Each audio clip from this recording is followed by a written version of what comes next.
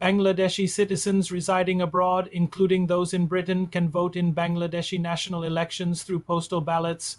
While the legal framework supports this, the practicalities involve several steps and face a number of challenges. Legal basis for overseas voting. The right to vote for overseas Bangladeshis is rooted in several key laws. The Representation of the People Order, 1972, Article 27. This fundamental law explicitly grants Bangladeshi citizens living abroad the right to cast their votes in national parliamentary elections via postal ballot in their respective constituencies. Voter List Act, 2009, Sections 8.3 and 8.5. This act further clarifies who can vote by postal ballot, including individuals engaged in election duties who cannot vote at their designated polling stations. Election Conduct Rules, 2008. Rules 11 to 15 of these regulations detail the specific procedures for postal voting. How the postal voting process works. Application window. An interested overseas voter must apply for a postal ballot within 15 days of the Election Commission announcing the election schedule. This time frame is crucial and often quite tight. Where to apply? The application must be submitted to the returning officer of the votee's specific electoral constituency. In Bangladesh, required information. The application form generally requires the applicant's national ID NID number, their permanent address in Bangladesh where they are registered as a voter, and their current address abroad. A certified photocopy of the NID may also be required. Maintaining strict secrecy, they must then mail the ballot back to the returning officer as quickly as possible to ensure it arrives before vote counting begins. Receiving the ballot, after verifying the application and confirming eligibility, the returning officer will mail a postal ballot paper and a return envelope to the voter. As overseas address. Given international mail delivery times, receiving the ballot and returning it on time can be nearly impossible, especially from distant countries. Lack of clear information, difficulty in obtaining forms, and uncertainty about proper completion often deter potential voters.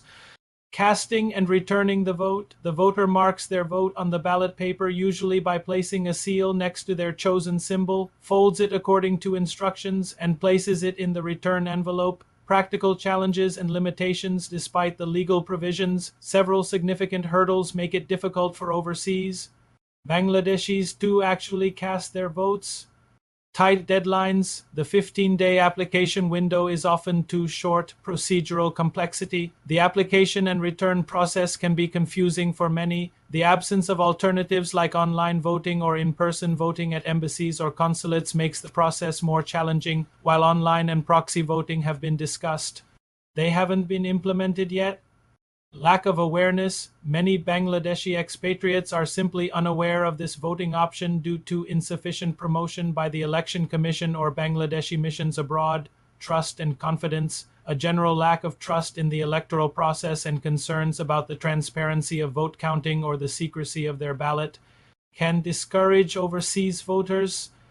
Reliability of postal services. In some countries or regions, the postal service may not be fast or reliable enough to ensure timely delivery and return of ballots.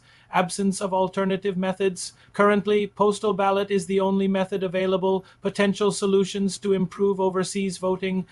To facilitate greater participation from the Bangladeshi diaspora, several improvements could be considered. Extend deadlines. Lengthening the application and ballot return deadlines would provide more realistic timeframes. Online application and tracking. Introducing an online system for applying for postal ballots and allowing voters to track the status of their ballot would simplify the process.